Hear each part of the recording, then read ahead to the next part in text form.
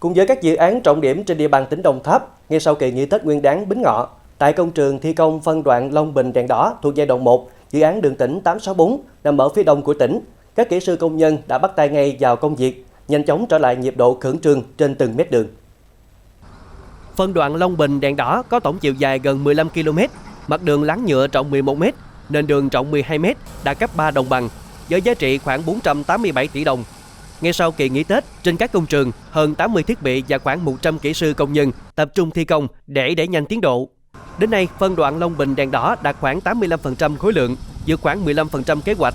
Trong đó, đoạn từ Long Bình đến Phước Trung dự kiến sẽ thảm nhựa vào ngày 15 tháng 3 tới đây.